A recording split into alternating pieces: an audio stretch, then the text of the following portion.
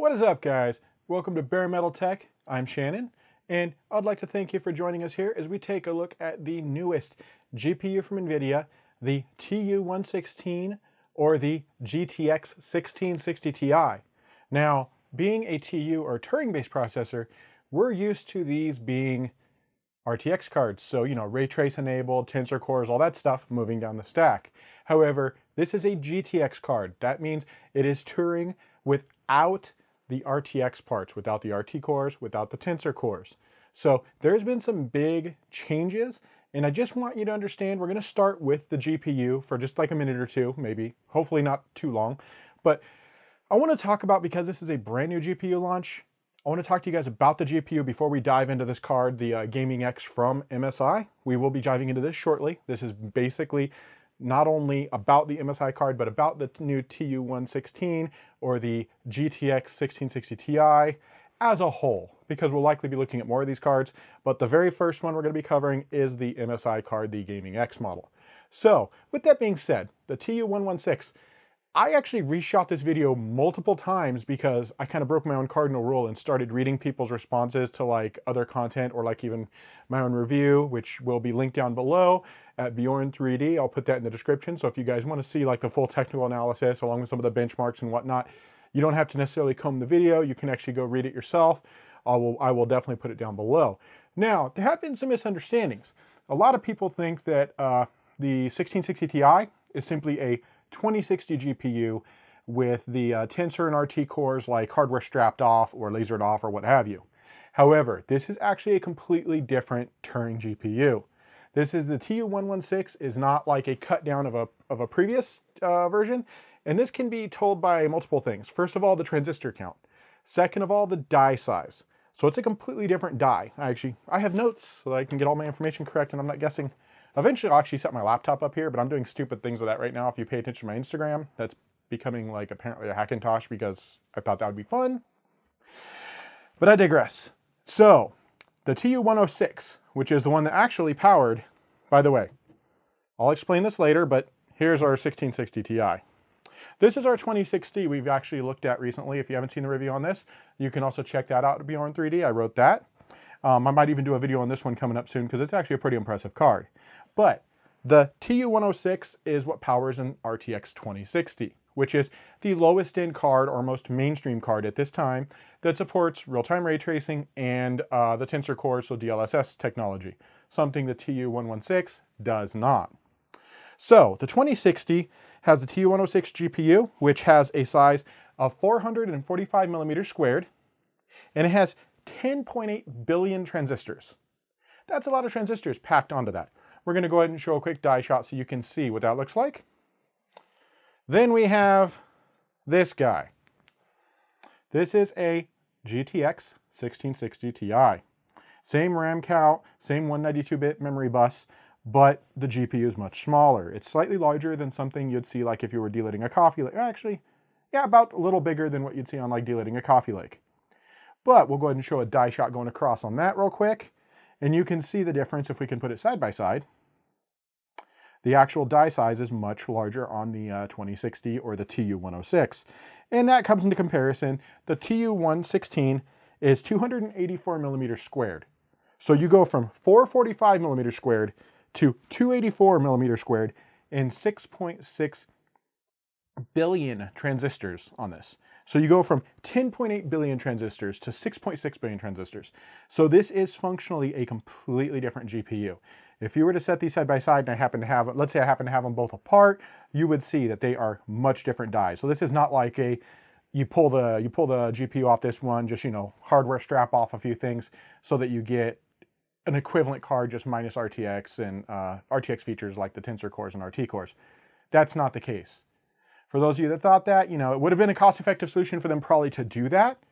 They could probably do that to most of the cards, but I don't know, because of the large monolithic dies with some of the RTX cards, I don't know if it's really feasible, because once you start doing that, especially depending on yields, I mean, with such a huge die, yields are going to obviously be possibly a lot lower, which means you'd potentially be cutting into the more higher echelon cards that people may be desiring. I'm not sure exactly how that works out. I'm not in NVIDIA's bookkeeping or who does the sourcing for this and all that planning. So their forecasting could be completely different. Maybe, I know that RTX adoption, they have announced some quarterly numbers, and it hasn't been as strong as they hoped. So maybe that's the case, you know, that they could do that.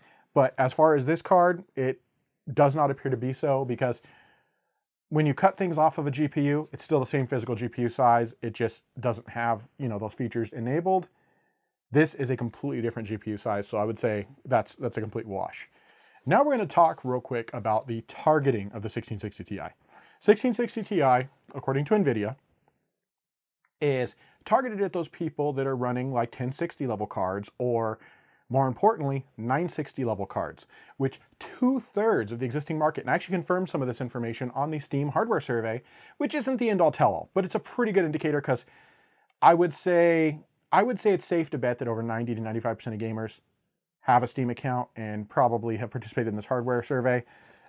Basically, this is a 6 GB card, like I said, at 12 gigabits, whereas all RTX cards previously were 14 gigabit memory. So this is a little slower. I actually checked the ICs. They're not just like turning them down via firmware. They are actually 12 gigabit spec ICs. They're GDDR6 though. And they will, spoiler alert, but I will tell you, they can overclock over 14 gigabit. They actually overclock very similar to 14 gigabit parts, not quite as far as some of the ones I've had. Maybe it might just be Silicon Lottery luck or what have you on memory side. But I was able to get these to like over 15 gigabit, which means you have awesome overclocking headroom, which has been my experience on recent MSI cards. So that's actually really good.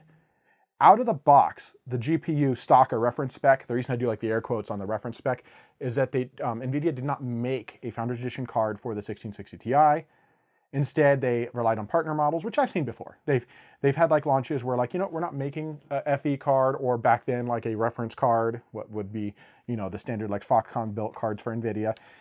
They do not have one, but their reference spec they give is 1770 megahertz for your boost clock. And MSI is like, nah, we're going to crank that up. They went to 1875. So this Gaming X is already 105 megahertz on the boost clock higher than the reference spec. Now, like I said, there is over 60 to 66 approximate percent gamers using a 960 or less card. So this card is designed that can, supposedly from NVIDIA, they say it does 3 times the performance of a 960. So let's say you're one of those gamers that's sitting on like a 760 or even a 780 Ti. This is going to be, if the proposed numbers are correct, which I can tell you, they're pretty damn spot on according to my testing thus far. We'll go into those charts shortly, but this thing can definitely churn out some numbers. This is a awesome 1080p gaming card, which, by the way, Steam hardware survey once again.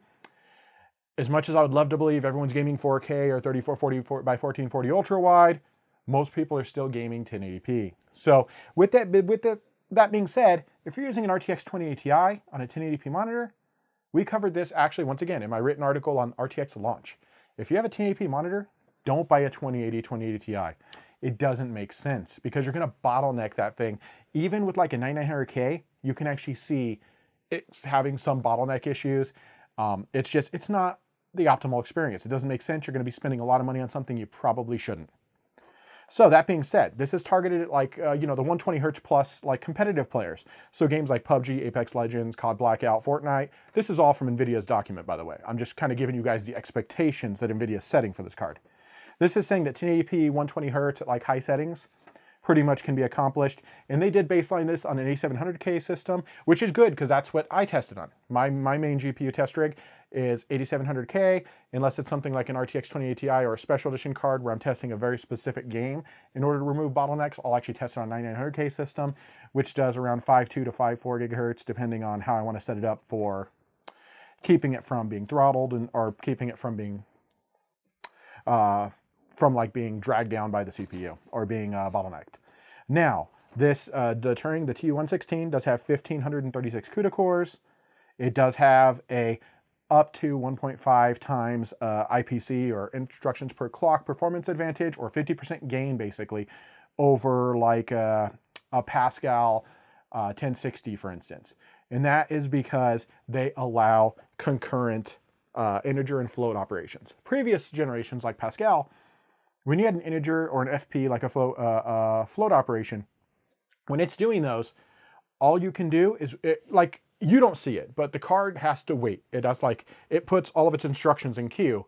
And as it's doing integer operations, like the floating point or the floating operations cannot happen. When it's doing float operations, integer operations have to wait. It can't just mix those up. Well, with Turing, they took that and created paths that they can do concurrent operations. So now you can actually do both of those. And there are some games that have like up to 30% like integer operations with 60%. You have integer and floating point operations. Some of them do like 30% of one and like 60% of another. And that can definitely be something like a good example of that per NVIDIA's advice is like Shadow of the Tomb Raider, which I did include in the testing. So it's something we'll see what kind of performance bump we get there. The other thing I did observe during our testing was that there are some cases where this card actually can catch up with even higher end cards like the 1070, something we'll look at the chart shortly. The other things that are really, I believe, important for this card is a lot of people are now streaming games. They're creating content, things like that.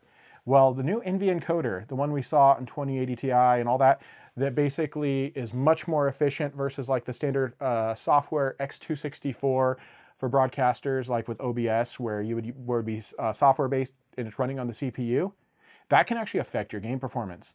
The NVENC encoder gives like a 25% basic gain on performance versus your hardware encoder that runs off CPU.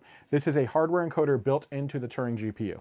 So that's really good because that means that people can get similar to like your X264 fast. And I've actually tested this and seen it, and it does. It gives less drop frames. Overall quality is very similar. I think the only problem I really saw was sometimes in some pretty dark black areas, the contrast could be a little funky, but that's something I know that they are doing. I've been working with some of the release candidates on OBS, and I can tell you that it is something that is improving as they are working with NVIDIA to make this better and better. This means that getting even a TU116 card or a 1660 Ti means if you're streaming games and you're doing it competitively, you know, or on the competitive titles, things like, let's say Apex Legends or Fortnite or what have you, you can switch over once OBS fully officially releases it, or even if you want to test out the release candidate, you can run much better performance, overall image quality directly off of one of these GPUs. And that means it relieves the stress on your CPU, which could potentially harm your game performance or bottleneck your game overall, because a lot of games now are starting to do compute on more CPU cores, whereas back in the day it used to be CPU 1 or 2 core would be okay for gaming. Unfortunately, you now have to step up that core count because a lot of new game engines are taking advantage of higher core counts. So that means that with OBS is cutting into that, basically taking a piece of that pie, we'll call the CPU a pie. So imagine you're cutting out a piece of that to do that rendering or that transcoding or encoding, whatever you want to, however you want to put that. Basically, you take that, if it's taken a piece of the CPU for that, let's say half of it on an 8700K. So it's taken three of the core, 6 logical threads. Your game could actually suffer because it doesn't have all that CPU to work with, whereas the NVENC encoder can literally offload it on the GPU side and just pump out some new frames for you and basically allow OBS or your streaming software to run much more smoothly. The unified cache architecture, once again, I'm not going to go too deep into this. I want to try to keep this as simple as possible so we don't end up with like a 30-minute video again. I got some feedback and people are like, hey, you know what? Less of like talking about all this stuff. So we're just going to kind of cover at a high level some of the stuff that the new Turing architecture, it's not actually new. The Turing architecture for 20 series, all that has these features. The thing is, they're included on this as well, just minus the RT parts. So unified cache allows basically allows your GPU to share its internal memory around not necessarily the VRAM, but its internal caches. It allows it to actually resize the cache anywhere from 32 kilobytes to 64 kilobytes and moving some of that off of your main L1 cache down to a shared memory, which allows it to basically better improve latency so that you can pump frames out faster and overall more efficiently. And then adaptive shading. And this is something that's really cool because basically it's content-aware shading. So when you're playing a game normally, previous to this technology, every time it's drawing a frame, it's doing shader load for every pixel to make sure everything's shaded properly as it should be. Now it has adaptive shading, which means as it's basically content aware. It's looking at it going, okay, you made this move or this frame moved or this object moved. What pixels actually need to be reshaded, which in the example, I'll try to show you if I can cut it in from the reviewer's guide, actually has a pretty good example showing that like over 40% of the pixels only 40% of the pixels actually had to be reshaded. The rest, and yet the output image looks the same as a fully rendered image that does full pixel shading. So that means that overall this Turing architecture is going to be much more efficient overall for gaming, along with other workloads. But at this level, we're not going to talk about like professional workloads. It simply doesn't make sense. I mean, if you're going to be doing professional work, you're probably picking up a different card. So now we hop over to the MSI 1660 Ti Gaming X. Now, that's the card here. As you can tell, I just actually finished working on like the close-up still shots, or I did when I had set up like everything to go here.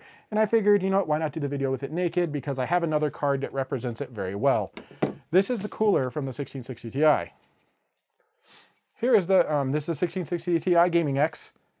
Here is the 2060 Gaming Z. This is the 2060 Gaming Z. Yeah, that just happened. So, I guess we may as well just let that one roll. But, basically, your 2060 Gaming Z and your Gaming X 1660 Ti look functionally identical. I can see right now that the actual fins inside are running completely different directions, completely different fin stacks, completely different heat pipe array, whereas these run longitudinally across the card. These run vertically on the 2060, and it looks like it has a few more heat pipes, which makes sense because you have a larger GPU, a more powerful GPU to cool. But this allows you to have kind of a physical representation of pretty much what a 1660 Ti from MSI, the Gaming X, would look like. I just didn't actually sandwich the card back together. It does come with a backplate, which it does not cool. It is plastic lined, so it keeps it from making contact. And that's more for safety's sake. This is not a cooling backplate where you see on some where they get really hot and whatnot. This one does not. It also does have an intermediate cooling bracket, which, as you can see, you have your VRM cooling and you have your memory cooling. Then we have the board itself. Now, another thing you'll notice different from the 2060 is that the VRM is on the power side, on the power connector side for the 2060, whereas on the 1660 Ti, it is here. These have 45 amp power stages. It's a four-phase power for the vGPU and a two-phase power for the vMem, or for the VDDR. So it's still fed by an 8-pin just like your 2060. So you have basically plenty of power for this tiny GPU. You have 6 gigs on 192-bit bus. Overall, it's got the full RGB aesthetic, just like we can show a quick clip if I have it still of the 2060 running. It'll look pretty much the same. The only difference really is going to be the GTX lettering versus RTX lettering.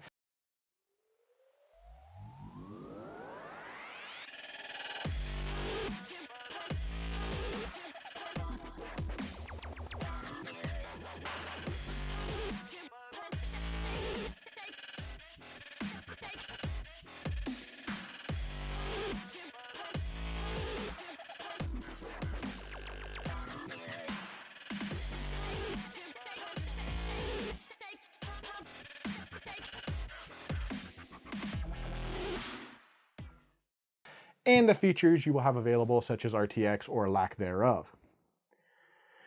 So with that being said, let's go ahead and take a look at some of the charts. First up, we have Firestrike Extreme, and as you can see, it scores a 7484 in graphics performance, which is 22.69% over your standard GTX 1060 and just 10.82% behind a 1070, and this is a lower of the two resolutions. Next up is Firestrike Ultra, and this pull off a graphics score of 3255 for the 1660 Ti, which is 9.63% over your existing 1060 and 22.3% behind the GTX 1070, but this is a 4K based benchmark. Next up would be TimeSpy. TimeSpy is a DX12 based benchmark, and it blows away the 1060 at 52.64% with a score of 6,408. But not just that, it supersedes the 1070 by 9.82% on its graphics score. And lastly, for 3D Mark, we have TimeSpy Extreme. This is the 4K TimeSpy, and it shows once again a 50.65% increase over the outgoing 1060 with a score of 2882, and it has a 6.54% lead still at 4K over the 1070 thanks to the new features brought on by DX12. Next up is VRMark. VRMark Orange Room is the very first test and one of the easiest ones, or I use easy very loosely here, but basically the 1660 Ti not only outright beats the existing 1060 with a 213.64 FPS and a 9800 score, it beats it by over 38%. And the outgoing 1070, it beats by over 0.5%, right around 0.69% over the outgoing 1070. As you know, the 1060 was the bar of entry for most people with VR headsets, and this just goes to show the 1660 Ti can definitely exceed that. Next up, the middle of the road, VRmark Cyan Room. This is one that basically it ups the res a little bit, ups how much textures are being pushed, and with this, the 1660 Ti totally destroys the 1060 at over 67.3% gains with a score of 6332 and an average FPS of 138.04. Not just that, it also blows away the 1070 by over 22, almost 23%. So that is one heck of an upgrade for anyone looking to possibly be using some high-end VR content. And lastly, VRmark Blue Room.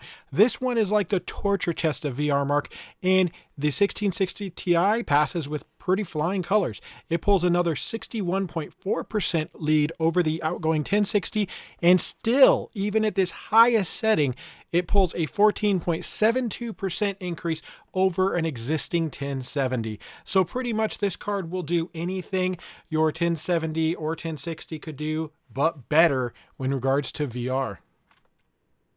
Heaven is definitely one of the older benchmarks, but I'll tell you, it still shows some awesome performance.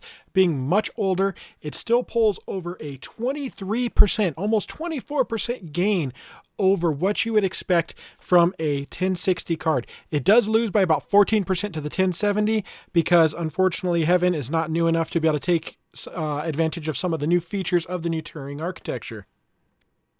Unigen Superposition is a DX12 benchmark. It's like a newer version of Heaven.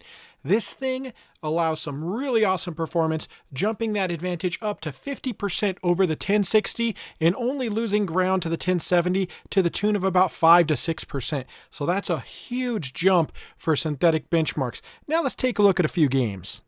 Now, the first game on the list is Shadow of the Tomb Raider, one you heard earlier and one that NVIDIA used to boast some of the performance increases with Turing, especially for the concurrent processing. And as you can see here, it pulls over a 48 to 50% increase over a 1060 with still a 6 to 8% increase plus over a 1070. Far Cry 5 is next up, and we tested it 1080p, 1440p, and 2160p, or what we call 4K.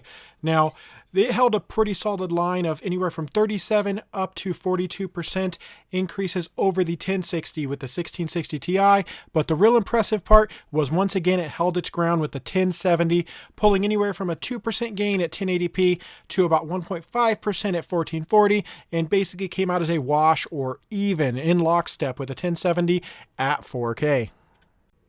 And the last game we're looking at for today would be Ghost Recon Wildlands. We tested this at 1080p, 1440p, and 2160p or 4K on this one as well. And we saw anywhere from 30% to 32 to even 35% gains over the 1060 based on resolution. And we saw almost an even wash of up and down of 0.5% going against a 1070. So once again, this card went in lockstep or matched it 1-to-1 pretty much with a 1070 across the board. Now this obviously won't carry for every game, but it does give you a good idea on current gen games or even recent enough games that it can pull some awesome performance and really match one of the powerhouses, the 1070 from the Pascal series, when put in the right scenario. Obviously older benchmarks like you saw, like Heaven, it does lose some ground, but at the end of the day, you get some awesome performance out of this card. Be sure to check out the for the full performance evaluation, the review in the description at Bjorn3D. And now you see what I was talking about. Those things, I mean, this card effectively can almost match or be right on the heels of a 1070. Now, when you consider like the 1070 launch price, which was like right around 380 bucks, I believe, when 1070 first launched, and then obviously custom models went much higher. Just so you guys understand, something I didn't mention at the beginning of the video, the MSRP from NVIDIA was right around $279, and you can get some cards at that price point. However, from the ones I've seen thus far, The coolers are not super awesome. They're more very basic kind of Intel stock cooler-ish, like aluminum blocks. This one has a full heat pipe array.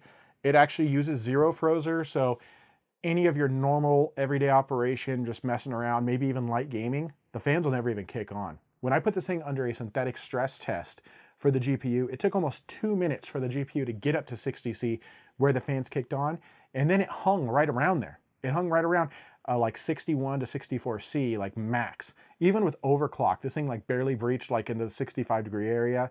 This thing did not get hot. The fans did not get loud. They were inaudible. When you put this in a case, you would never hear this card running. So that's a huge plus, and having the fans not run and have it run in passive mode is a huge advantage because it keeps dust from building up into the fan stack itself. It keeps wear down on the bearings of the fans. Overall, it's going to give you a potentially higher lifespan for your product because a GPU running at 60C is like nothing. They have thermal junction temperatures over 100C in most cases for most silicon before you'd start damaging it. So that being said, this thing basically is around $300 to $309. I believe in MSI confirmed it was like $309.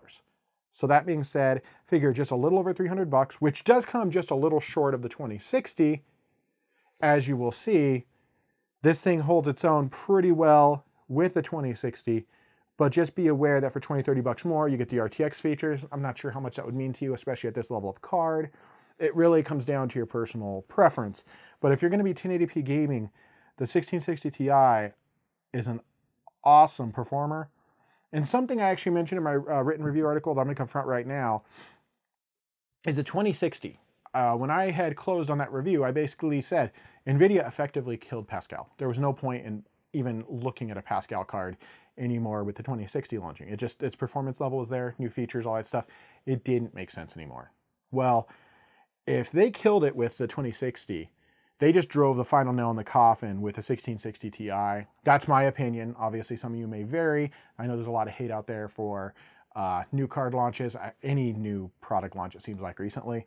But I'm going to be straight with you guys and tell you that this thing pretty much obsoletes any plans you might have of picking up any sort of used or new Pascal card if you can find them.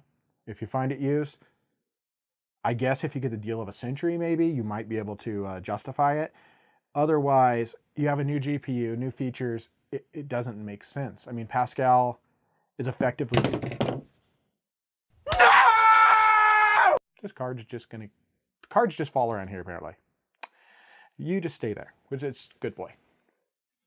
So, Pascal's dead, guys. I mean, I would love to say like, hey, yeah, you can go out and get these great deals on Pascal. It still makes sense, I would love to be one of those reviewers that goes and says, yeah, I hate this card. They suck for making this. They don't. This card is effectively an awesome gaming card. You get it for around 300 bucks. And yeah, I understand. I would love to have a 2080 Ti for like 150 bucks. Everyone thinks that, these things are super easy to manufacture and, everyone's making money hand over fist.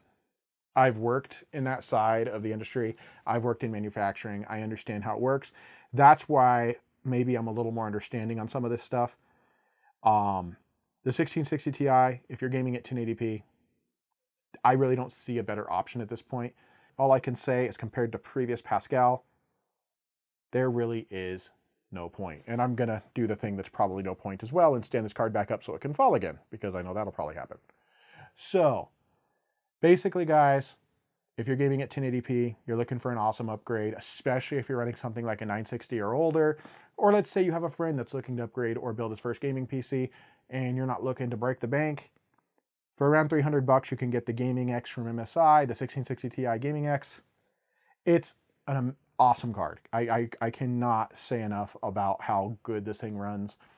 It delivers good frame rates. It doesn't get hot.